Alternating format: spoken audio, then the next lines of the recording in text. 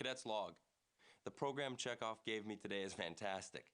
I thought the Romulan-Tholian-Gorn alliance was bad enough, but when he threw in this race called the Anastasian... Stark! Stark! Stark, can you hear me? Stark! Dave, the attack on Lycia. What? I had proof of. I have to get it. No, come on, you won't last 10 seconds in there. It's toxic smoke in there. Come on, we'll have to find another way. Cadet Forrester, your quick action saved Sturek from serious injury. Unfortunately, that won't save him from an inquiry. Are you suggesting Sturek blew up the lab, sir? Well, we must consider that, Cadet. There are martyrs in every struggle, Cadet. On behalf of my crew, I protest, sir. Noted. Sturek is confined to quarters pending investigation. He'll have permission to work with you on team projects, but that's all. No other contact, sir. I thought I was speaking English. Would you rather hear it in Klingon? No, sir.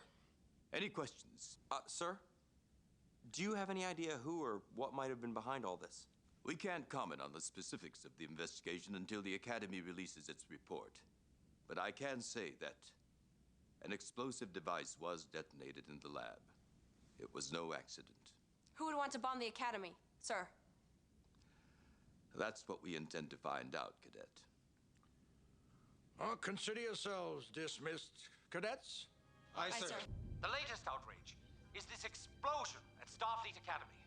This mysterious laboratory explosion is the latest in a series of deceptions from Starfleet. It is time we knew the truth. This accident destroyed all the vital evidence linking the Klingons to the savage attacks on our colonies along the neutral zone. But why would Starfleet send vital evidence to Earth in the first place? They say they wanted it examined by the scientists at the Academy. The truth is that the public can more easily believe a student accidentally blew up the evidence than a civilian scientist at a proper Federation laboratory. But Starfleet made a critical error. The one who was at the lab was a Vulcan student. And we all know that Vulcans are living machines. They're incapable of making mistakes. Why would Starfleet pick a Vulcan to deal with the evidence? Hi, crew. Have you been listening to this? I can't believe they're broadcasting this. He has a right to his opinion. You've got to be kidding. Janice, sometimes you have to sound extreme to make your point. Otherwise, people don't listen. What? They're saying Sturek blew up the lab. How is Sturek? He's fair. How are the rest of you holding up? We're doing just fine. Look, I've got some different news. There's a no-win scenario coming up. It's supposedly impossible to beat. Is that supposed to cheer us up? Well, one cadet did beat it. James T. Kirk. So there is a way to beat it. Well, if he could beat it, so can we. Let's win this one. Okay, David? Well, David, you've met Kirk. Maybe you could ask him how he did it. Why not? Right. All right, knock it off. Look, I better get going. I'll see you later. This is only part of the shadow politics attempted by alien members of the Federation to keep the natural leaders of the Federation from finding out the truth. Starfleet Academy has stonewalled our request for information. We know the Vulcan cadet was working on evidence from the Lycia incident. Why is it being kept secret? These unanswered questions raise doubts about any story coming from the Federation Council. There were no injuries, however, damages are extensive. Sources inside the Academy report that the unidentified student involved in the blast could be dismissed from the Academy as soon as next week. In other news, rumors of sabotage among the planetary... Jeff, David.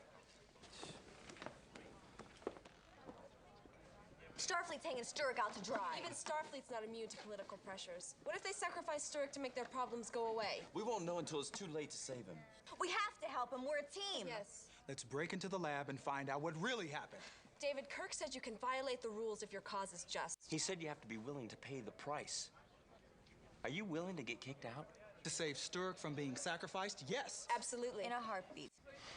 Look, we don't know if he really is being sacrificed. So we can only use legal means to find out. How? Look, we all have legal access to different parts of the Academy computer, right? Well, if we look carefully, we might find something that's been overlooked. David, you could use your science lab access to legally find out about Sturek's secret project. Good idea. Thank you. Are you sure? Yes! David? All right, let's do it. Now, let's plan this out. First, Cadet's log. While I was working with Chekhov on the new Klingon heavy cruiser simulations, I couldn't get the no-win scenario out of my mind. But I also promised my crew that I would try to help Sturek. I took a chance to look through the non-security database, looking for clues about the lab explosion, when I found something I never expected to see. The saboteur had created a back door that let him turn on and off security. It was Robin Brady's access code. Cadet Forrester, please load in the Poznikov series, session 14 through 42. Yes, sir. But, sir, aren't those really old missions? As the wolf said to the songbird while devouring the old peasant, sometimes the oldest things are the tastiest. Sir? An ancient Russian folktale. Haven't you loaded those missions yet? Right away, sir. I can't, sir. There's a tangle of code in here plugging things up. From where? I don't know. It looks like a heavily encrypted chunk of data, spliced right onto the programming codes of a mission. Commander Chekhov, I have a question for you. What is it? What is this? I think I'd better let the captain explain that. Certainly brings back memories. But, sir, isn't reprogramming the simulator against the rules? I think I'll leave the captain to explain. After I beat the Kobayashi Maru, the administrators talked about tightening the rules, but they never did. In fact, I got a commendation for original thinking. Captain Kirk, would you be offended if you were no longer the only cadet to beat the no-win scenario? Well, you still have to find the right solution.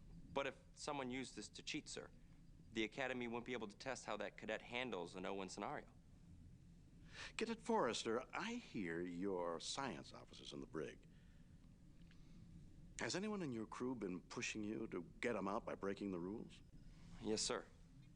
So, what did you do? I refused, sir. You were faced with two choices. Gratify your crew by leading them in the wrong but popular action, or let them down by making an unpopular but correct decision. Yes, sir. It looks to me like you already did face a no-win scenario. A real-life no-win scenario. And you did the right thing. Thank you, sir.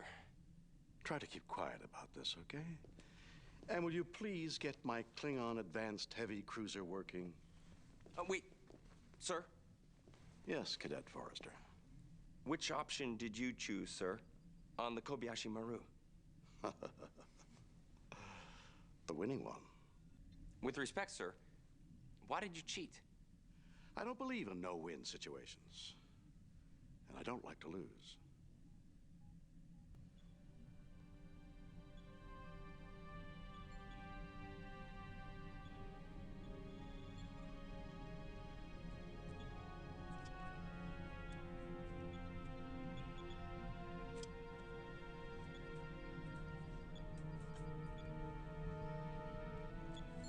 Cadet's log supplemental.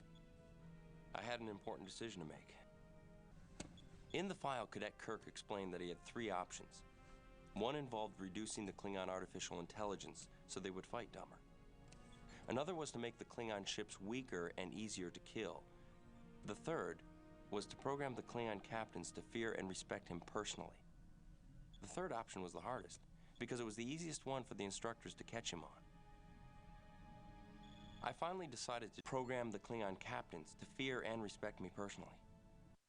I barely had time to finish programming the Klingon advanced heavy cruiser for Captain Kirk before I had to report to the simulator to face the no-win scenario, the deadly Kobayashi Maru.